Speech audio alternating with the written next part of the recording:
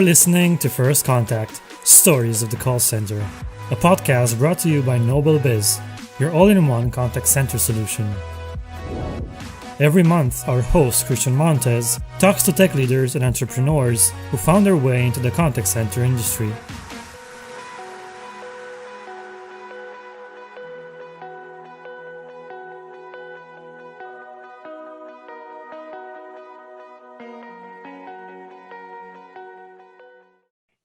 Hey everyone, welcome to season 2. It's been a while and I hope you're all doing really well. Today we're really excited because just like in our first season, we've got Steve Bederman with us. I don't believe that Steve needs an introduction, but if you do, you can go back to the first episode of season 1 and you can get all the great information on Steve. But for those of you who don't know, he's of course the CEO and president of Noble Biz. Now, as a top level executive, he spent the tumultuous year of 2020 learning a lot and also applying those lessons he's already had over the decades in a long career he's had in the contact center space. So today, we're excited to have him here to talk about those lessons, and we're thrilled to have him. Well, Steve, I'm really excited that on today's episode, we don't have the mic in your face. So welcome back to the show, Steve. Looks like I'm an annual event. Thanks for introducing me, Christian. I do look forward to speaking to the contact center audience. And listen, I want to take just a minute and explain how this even came into fruition. I had been listening often over the last few years to podcasts on public radio and other areas. And I did it while I worked out, and I did it in other places just to take the time and learn while I was doing things.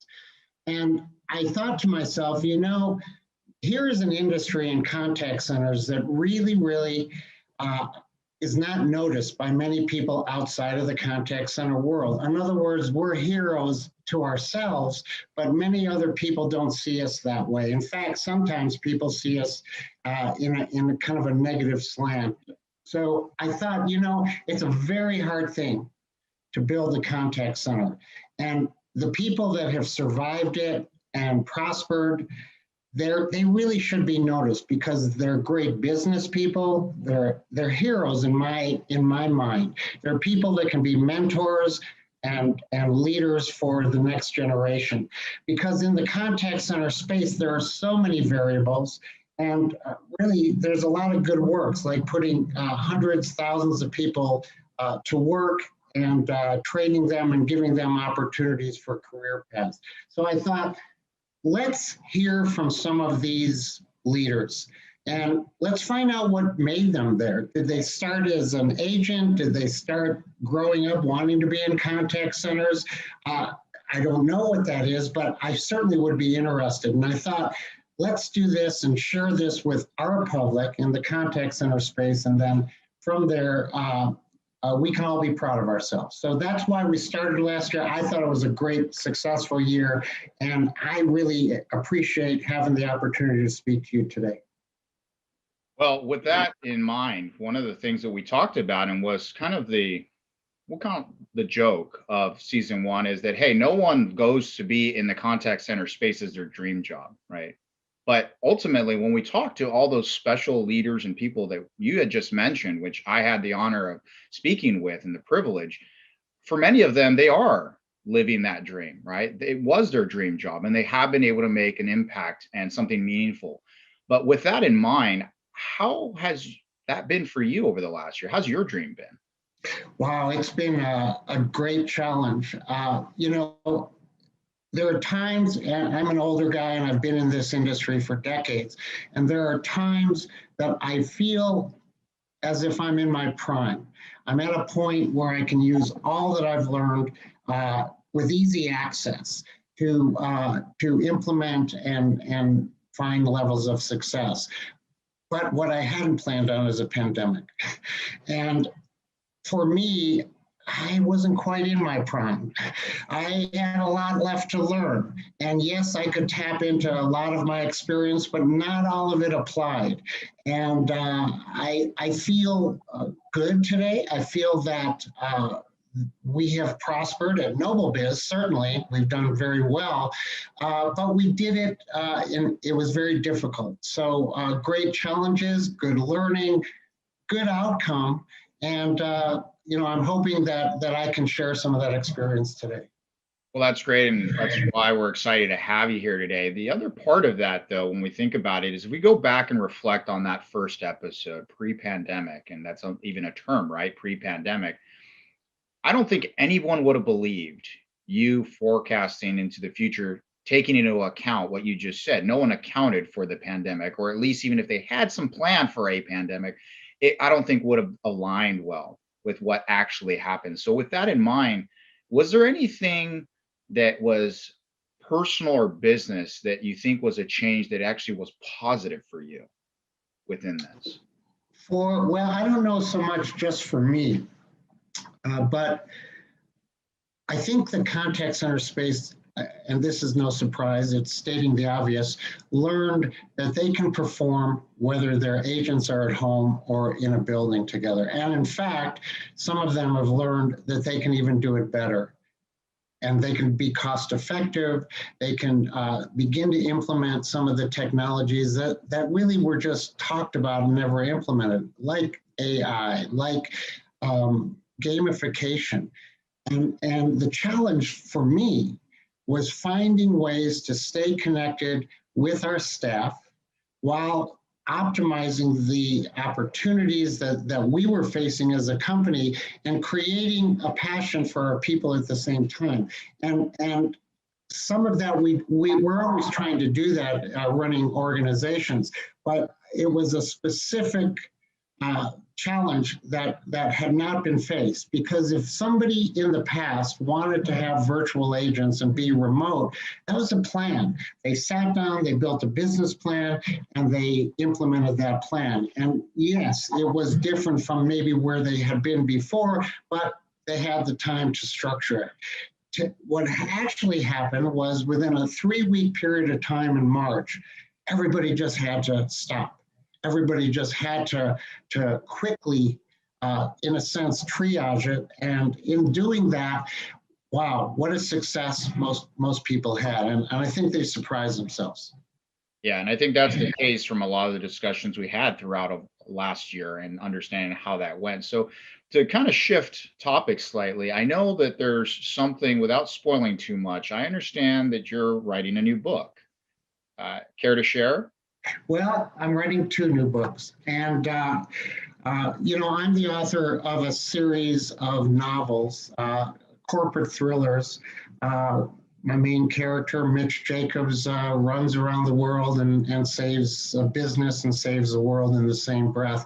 And I'm on to my 5th novel there. I don't have a title for it, but in fact, just 2 weeks ago, I finished part 1 and I'm into part 2. Hopefully, within the context of a business novel, it actually has lessons to learn as well. It's just a lot of fun to do. And I've had a nice audience reading them over the years, and I want to keep that going. But the other book that I've begun is really a book about my own experiences in business. So I guess I would call it a business book, and it's called Lessons I've Learned in No Particular Order.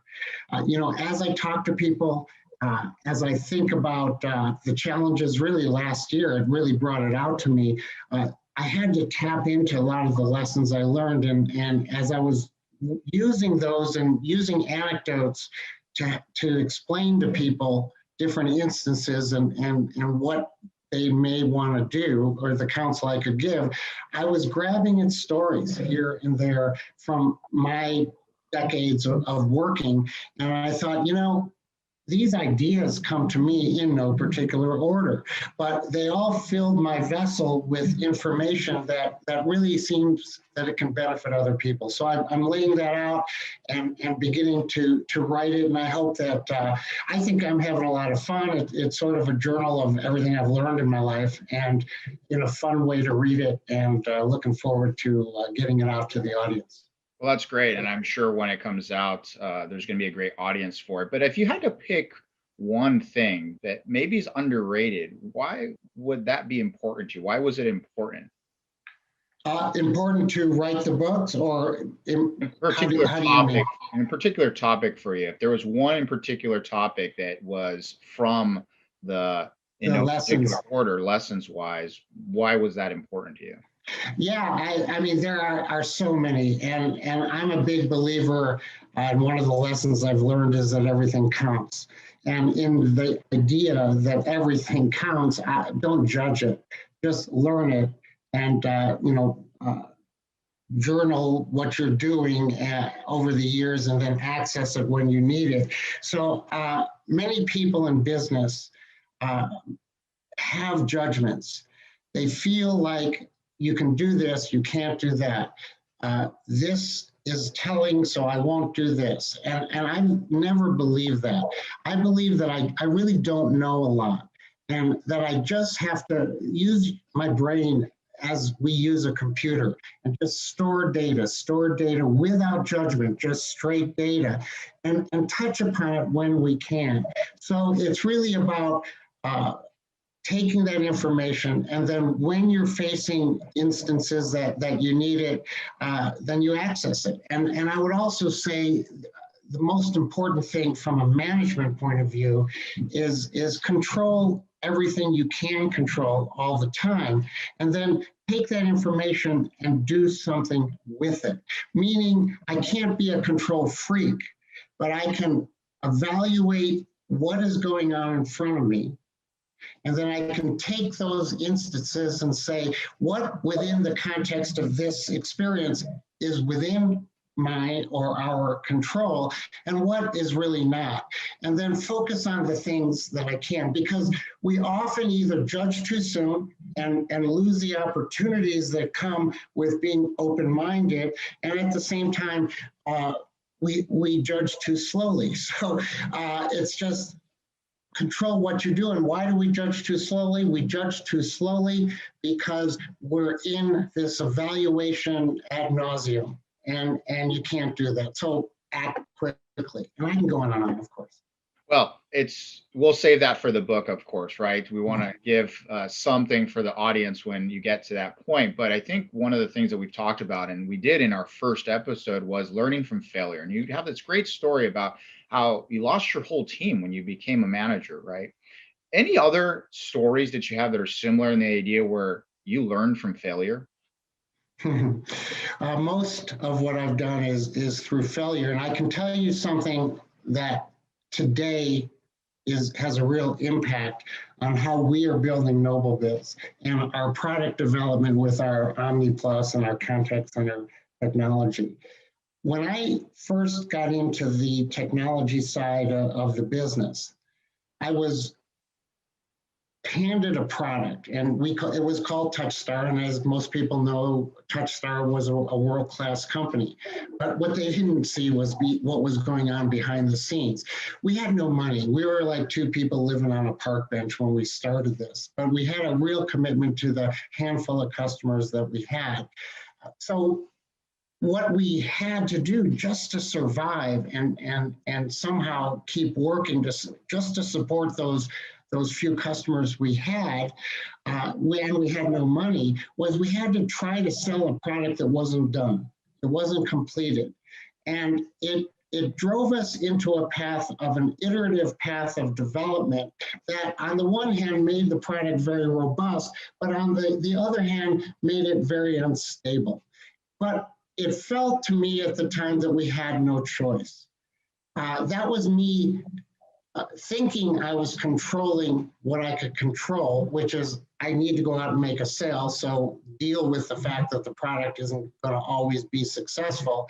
But I really failed at it.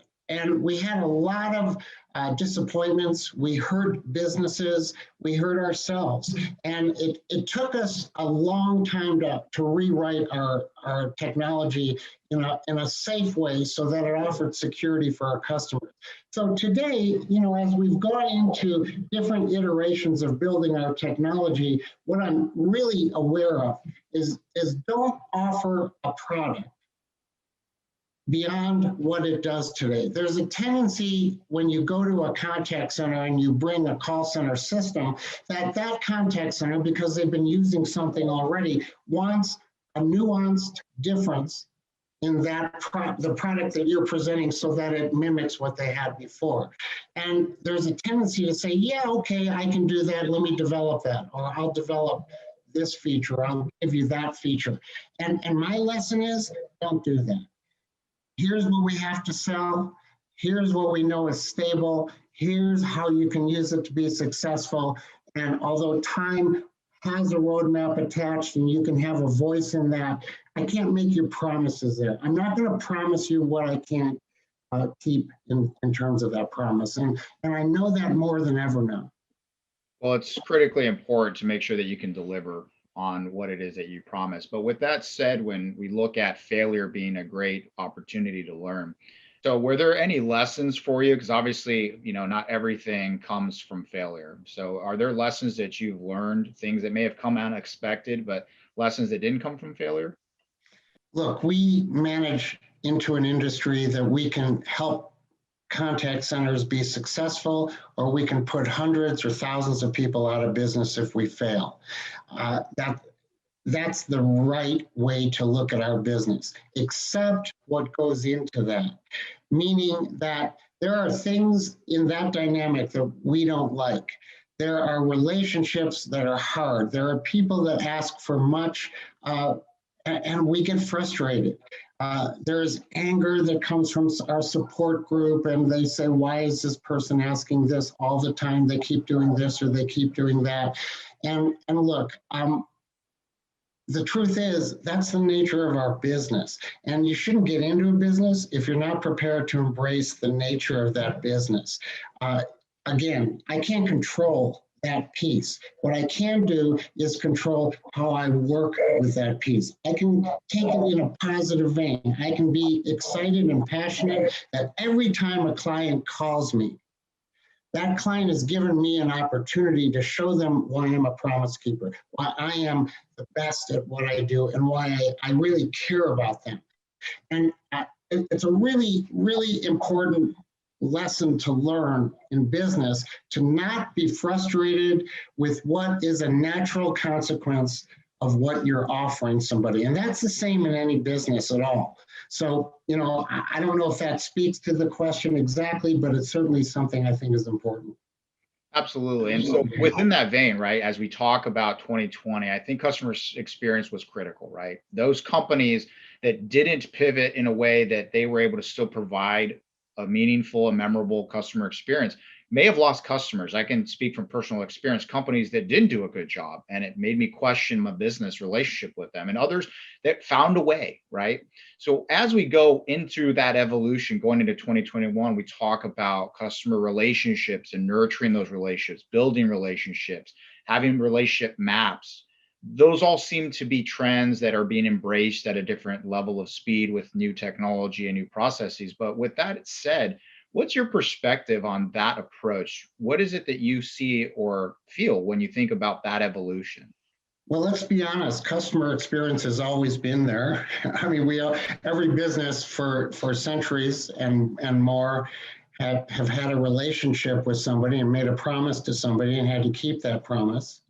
And keeping the promise is really today what we define as CX, or customer experience.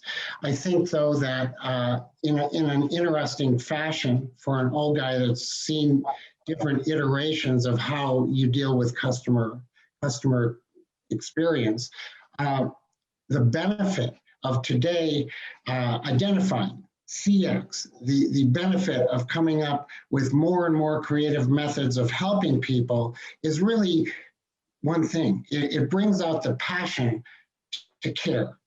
And sometimes you see that wane, but because it's so underlined today, now much of what is done today isn't different from what has always been done, but it's being defined more, and it's becoming an area of focus versus an area just that, of course, you got to take care of the customer. And the recognition is that something that we do, as you know, Christian, at Noble Biz, and we've been talking about for years, which is we've always believed that what we are selling is promise keeping. Yeah, we have technology. We're a contact center carrier, but ultimately we're making somebody a promise and we have to keep it. So what did we do? We weren't thinking CX per se. We were thinking, how do you do that? How do you make sure that the promises you say are the promises you keep? And what did we do? In fact, it's one of the groups that you put together at Noble Biz, which are client advocates. And what a client advocate is to us, and maybe this will help a company think of CX more directly, is really putting the customer in our office. So customers call support in any business when they have a problem. If they're mad, they sometimes call the management. That's kind of the traditional way of doing it. And their voice is somewhat limited. And if they can get through, maybe they can, get to my office, and maybe they'll have the outcome they're looking for.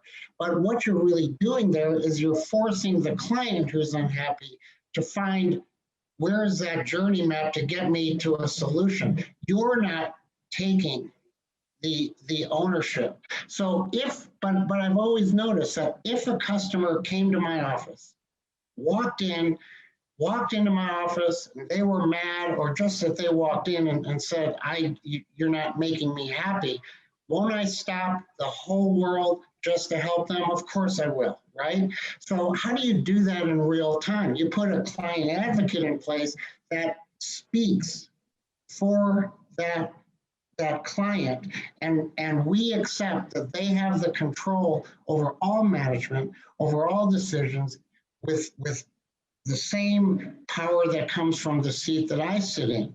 And when you do that over and over, and you take an aggressive versus a passive approach to your clients, that's an innovation. That's how you use it. Listen, a lot of businesses today they have customer success people, but the truth is they're just customer support people. But to me, customer advocacy means putting the client into your business where their voice is the primary voice. Yeah, and I think when you think of most businesses, there's layers that you talk about to get to certain people.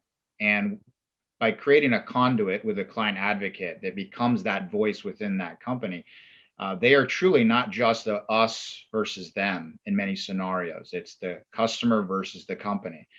The client advocate, as you mentioned, now becomes the we. How do we now get to the resolution that is required to provide that promise that we've made, right? So it's one really important part on the human side. Now we kind of move over to technology, right? And when we look at technology right now, we see a lot of AI being adopted, right? Especially during the pandemic, pre-pandemic, it was really getting hotter, and we still see that that's a trend going forward. But with that topic, since we've discussed it so much on the previous episodes in season 1, we know that it's not the fact that we're just saying it's either AI or agents. One has to go, right? That's not the case. We're looking at, well, how does AI actually successfully get integrated into the contact center? So from your perspective, how have you seen, or do you see AI successfully being integrated into the contact center? Well, it's a necessary tool, but as you said, it's one of the tools. The honest answer in contact centers is contact centers are looking to control costs. They're saying, look, my overhead is always the biggest thing that I have to face.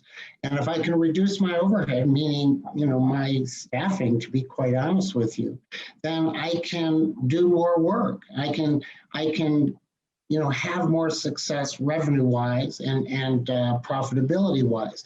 And I really believe that's the driver. We can pretend that there are other drivers, and not even pretend, there are other drivers. But the truth of the matter is I really believe that's where it began. But when AI gets to a point that a virtual agent gives the client an equal or better experience than the person, that's the time to make the change. It isn't the time to first say, I'm going to AI or virtual agents because I can save money, or I can do A, B, and C. It has to be predicated on the idea that that experience is enhanced or at minimally equal to what they are already getting from the human side and people. Now, there are benefits to virtual agents that you can probably get there, and some AI tools suggest they can do that, meaning that that you can have the same experience every single time that you can't always get with a human experience based on that client service emotions that are going on in that moment of that day, where it's always going to be the same repeatable, dependable experience. We at NobleBiz are looking deeply for a specific virtual agent tool that allows the customer and our customers to be able to use all of the channels in an omni experience as often as they can in an optimized way that produces a better effect than what an agent does. Now, the outcome of that is going to be that our clients will get to have more business, spend their money and resources to take on more projects, and to train their agents to do the human part of the necessary experience. And so the agent role will change over the next 10 years. That being said, I really have to tell you that we've had a heck of a hard time going all over the world looking for a tool that really can do that, okay? We have seen and we have looked at tens and tens of AI tools. And look, we're not believing that in that case, we're the experts in AI. We're the experts in building a contact center system. In that case, I've really believed that the best way is get the best product in the world attached to what we do. But we're having a hard time finding it. I actually think we're on the right track now, but this has not been easy. And you don't take the easy answer when it comes to AI. Take the right answer, or what's going to happen is you're going to put the industry back because people are going to start having bad experiences just because there was too quick of an implementation of next generation. I know you've been hearing about Omni Plus, the omni-channel solution from NobleBiz. But what is it exactly? How does it work? And why does everybody keep saying it's so easy and helpful? Well, Omni Plus is a completely web-based solution. All you need is a computer, a web browser, and an internet connection.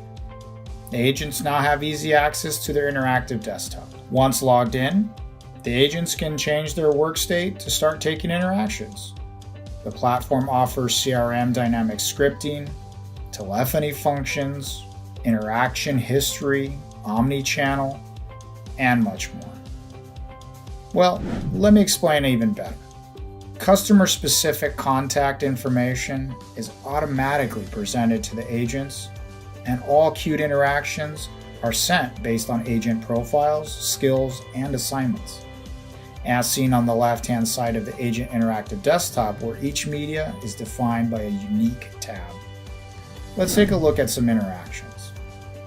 When customers send a message through Facebook Messenger, they'll receive an automatic reply informing them of their position in the queue and that an agent will be with them shortly. The agent can then seamlessly start a real-time conversation with the customer. Another real-time conversation media is WhatsApp. The agent has access to past historical interactions and can very simply transition from WhatsApp to a call. This transition can be performed from any other channel. The agents can go from Facebook to WhatsApp to Twitter, Telegram, SMS, email, live chat, or voice. Once an interaction is complete, the agents have the ability to select a disposition relative to the outcome of the interaction. Dispositions can be customized per media or campaign in order to keep track of productivity, service levels, and KPIs. The agents can now continue to take interactions or simply change their status to break, training, or meeting. Completely intuitive and fully customizable. NobleBiz Omni Agent Interactive Desktop is fast, easy, and secure.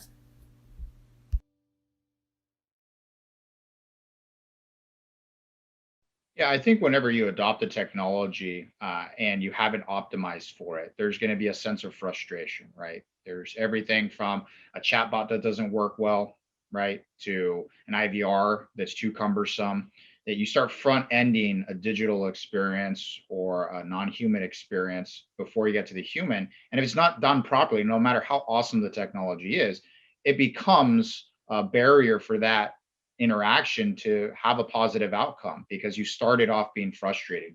But talking about frustrations and the human touch, to move back away from technology, I know for the past year, we've been doing yoga 3 days a week. How do you feel about that now, looking back of everything that happened? And then on top of that, what kind of benefits have you seen, if any, of having yoga in the workplace? Anything specific you learned by having that Well, implemented? how do you feel from doing yoga? I smile a No, lot more. I can stretch a lot more now. No, I'll tell you, that's one of the things that we grabbed onto. In March, when we took our hundreds of staff around the world, all over the world, and moved them home in a matter of days, yeah, we had the technology. Our technology works fantastic for virtual agents, but we had to say, how do we motivate and how do we recognize and all of the logical things that come in a day with your staff. And we just said, what are the things we can do to engage? And one of the things we decided to do was yoga. We also do team building exercises. We also use Zoom in a way that I think is innovative by allowing it to remain open by work group where there's a more engaged communication that goes on each day. But specifically to yoga, it sends a message to the staff, and I think the staff, will support this, that we really care about things that are not just make the next phone call, do the next task, that we just care about their emotional well-being. We recognize that being home is different from being in the office, and that difference can sometimes motivate, but it also can sometimes lead you to a mediocre experience. So one of the benefits of yoga is it deals with your body, it deals with your mind, it deals with your spirit. And when you combine all that together and just break into people's days and say, look, all we want is desktop yoga for 15 minutes on this day. Or one day a week, by the way, we do a 30-minute session, which is more advanced. Sometimes we will bring in guest yoga instructors too. Our yoga instructors are pretty well experienced, but it's always fun to have somebody different come in. And we are seeing, it's a voluntary thing, but we are seeing the numbers of people that come to it increase. Where it started with everybody on day one because they almost felt they had to, and then it began to diminish because people were putting their schedules over their personal well-being. But now, after 9-10 months of this, people are recognizing, I think it's more important to just kind of take 15 minutes. It's like taking a walk or a break at work and doing something organized with my peers. And we're having a heck of a lot of fun with it. Yeah, and I have to say that over the last year, as we've talked to different leaders that have all looked at things of what you can do to improve morale, improve the continuity of the culture of being able to be part of a team when you're separated. Yoga has been one of those avenues that people have talked about and Noble Biz has embraced. On top of that, though, there's also been a part for the health side of it, not only for mental health, and we've talked about that, but also physical health with certain centers and industry leaders saying that they're going to have their employees get tested for COVID and also recently to be able to get vaccinated. What is your thoughts when it comes to the industry and leaders doing those kinds of things for their staff and employees? Well, it's really a question of how deep do you want to get into somebody's personal life. And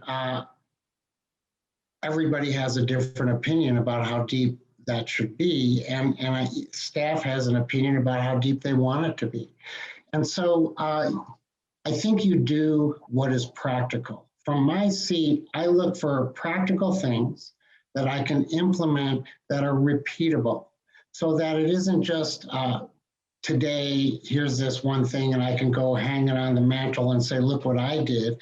But rather, it has to be repeatable. Yoga, that's repeatable. Zoom, working with each other on a daily basis within your teams, keeping that Zoom open, that's repeatable. And so if we're going to do COVID testing, then let's do it not just one time. It won't make much difference one time. Let's have a plan to set it up so that we can have a continuing method to do that. Look, COVID is a nasty, nasty thing. Some people don't want to go out to even get a test. Some people don't care. And so I can't control that, right? I said control what you can control. But what I can do is say, is this something that I can put in place that people can get continuous value from? And that's kind of where we start and stop. Understood. And I think one of the things you said earlier, which is something you've said many times in our conversations, is every single thing you do in business counts. That resonates with me, but I think for our audience, can you elaborate a little bit on that? Well, yeah, it's almost from the reverse. We don't know what doesn't count, right? We don't know what we don't know. If we have a moment in time that we lapse or we become too informal or out of our normal pattern, and we're dealing with an employee, an internal customer or an external customer, we don't know what's going on in their day, in their mind, in their experience. So if I act out, if I get too unprofessional, I don't know that I turn somebody off. I don't know the message I'm leaving, and I don't know if I'll ever have an outcome that I want. What that means is this: if I'm a salesperson and I go into an experience and I think, well, look, this is just the third demo I've done for this person, and then I leave an engineer to do it and I don't join the call. Was that the right thing to do, or was that not the right thing to do? But here's what I can control. I can't control showing up for that. I can't control being positive energy in that. I can't control summarizing that. I can control the next step follow-up with that. But let's say I don't. And what if that client on that day felt like, gosh darn it, although I like Joe, why didn't Joe show up today? And at that time, another competitor calls and inevitably it leads to losing that business. We don't know what we don't know. We don't know what we lose. That never tells us that's why we lost it. So everything does count, and you better go to work every day or live in your life in a way that suggests I better do everything I can do in an optimal and positive fashion all the time, because that way I reduce my risks. Forget enhancing the experience. Literally, I at least minimally reduce my risks. Yeah, and I think we all know it takes a lot of work and effort to build relationships. We also know that in one moment, it can all go away. Very hard to gain, very easy to lose, right? And so with that in mind, we have to always be ready and willing to know that in that moment, whatever person is involved in that touch point, that handoff, that interaction, it could be the very last time that you've continued to earn that person's relationship. And so with that said, as we look at the pandemic, right, I don't know what percentage of people thought the pandemic was going to last this long and it was going to have its ups and downs, and how it went from people thinking it was going to away versus it was going to last a long time. But from a business perspective, when you look at the businesses who made plans based on the unknown, I don't know if this is going to last 3 months, 6 months, 12 months. It's here forever. It's our new norm. With that said, when we talk about business and particularly contact centers, when you talk about going into 2021 and we're here through the rest of the year, what is it that a business should take into account or be planning this year, considering all those unknowns? Well, I mean, that's actually a pretty easy question to answer. But before I answer it, I want to go back to an experience that I had that I think can enhance your question of controlling everything you can control. Years ago, I was running TouchStar software. We were a positive experience for everybody in the world where we were. Our staff was excited and they responded to what I said. everything was great. I mean, really great. We had hundreds of employees. One day I was in my office and I got angry. I stood up, I was so mad, and my door was open, and I grabbed my glasses. I was so mad, and I threw them at the wall. And I swore. That was it. I turned around, went back, sat down. It took me at least 9 months, maybe a year, and maybe never for some people, to recover the respect from those people that went from supporting me to fearing me. So I didn't know, I just was Steve, and I reacted to that situation in that time because I was thinking of me and not of the whole experience for everybody. And so that sticks with me all the time, which is I don't know what I don't know, but I do know how to control myself in a professional way all the time. And now to your question of what to do. And I said it's an easy answer. Here's why. This is a bridge we're building. You know, you just have to picture a bridge that we know we have to get over this canyon, but we can never see the other end of the canyon, and we don't know how far it is. We do know that there is another side to the canyon. We also know we need to get there, okay? But in the meantime, we still have to live. So I start building a bridge, 1 foot, 2 foot, 10 feet, 100 feet, 200 feet. I keep waiting to build that bridge and find the other side. Every day that I don't hit the other side, I get disappointed. I get emotionally down. I get depressed. Don't do that. Instead, build a bridge with the recognition that this experience is going to be, I'm going to build a bridge as long as I have to build a bridge, because that's the nature of my work today, until I get to the other side, end of the pandemic. I can't force that part. I can't control that part. I can't control building the bridge. And so how do I do that? I have to manage costs. I have to keep things in perspective. I have to be reasonable about my initiatives. I can't promise what the future holds, but I can take care of the moment. So I take care of the moment in a controllable way that retains my resources so that I can extend my bridge, and then I just keep building the bridge and extending my resources until the unknown becomes known. And that is the single thing, in my opinion, every business should do. I mean, people may disagree with me, but I get to have my opinion, and that's what I'm sticking. Well, with that said, though, how optimistic then are you for the future of the contact center space right now? Well, I certainly, on a personal basis, am optimistic. I'm living life suggests that it's circular and that things come around. So in this moment, the contact center space has learned how to adopt new technology quicker than they used to. It's forced them into innovation of agent management and gamification and AI, as we talked about, and it wouldn't have happened that fast. So I'm very excited about that. It's also taught contact centers to do what I just said, which is build a bridge to not knowing the end and where that bridge gets to the other side.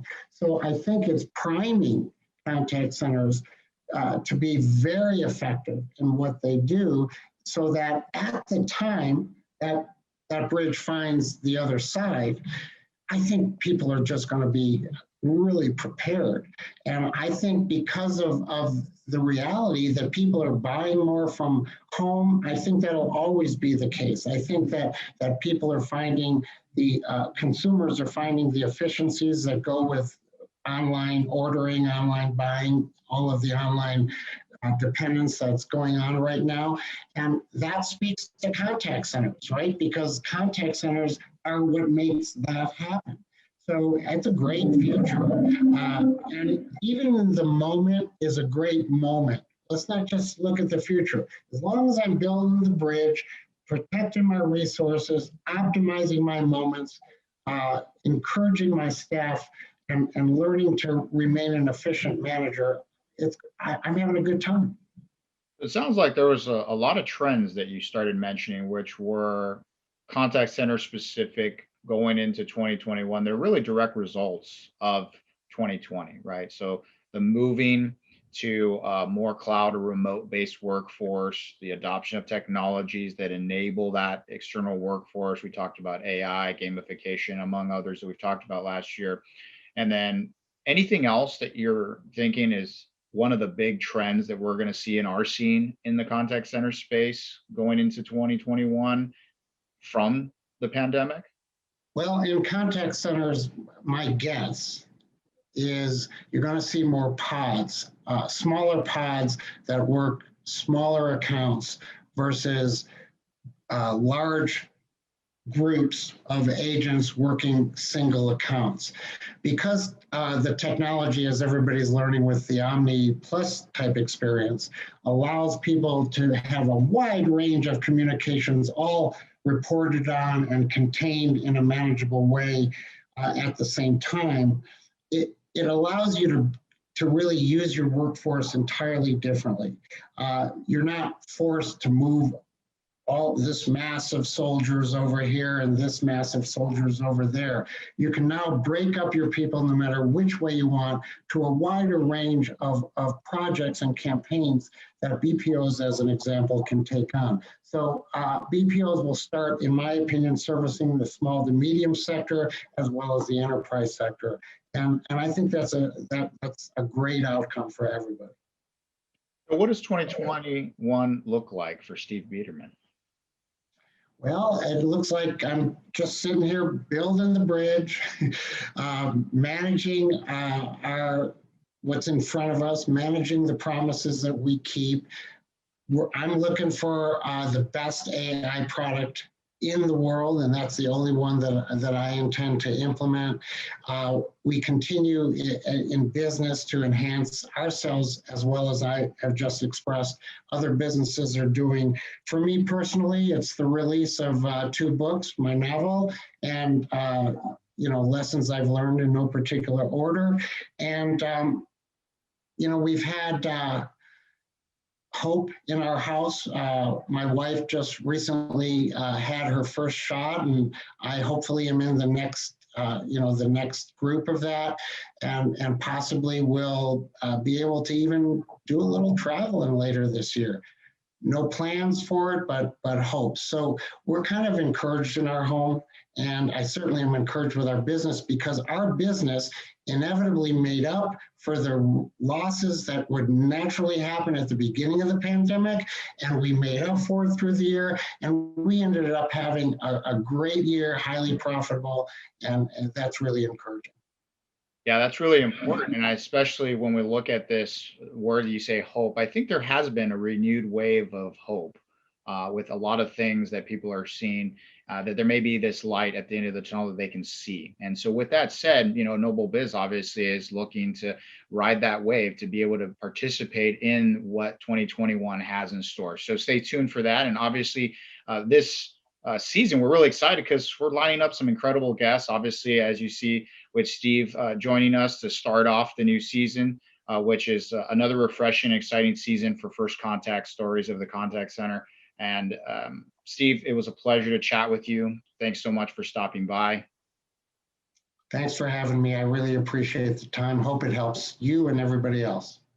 Yeah, and everyone out there, if you can't get enough of Steve's lessons, go to noblebiz.com, search for Steve Bederman. That's NOBELBIZ.com, and search for Steve Bederman. So thanks all of you for joining today. Stay tuned for episode 2. Thank you.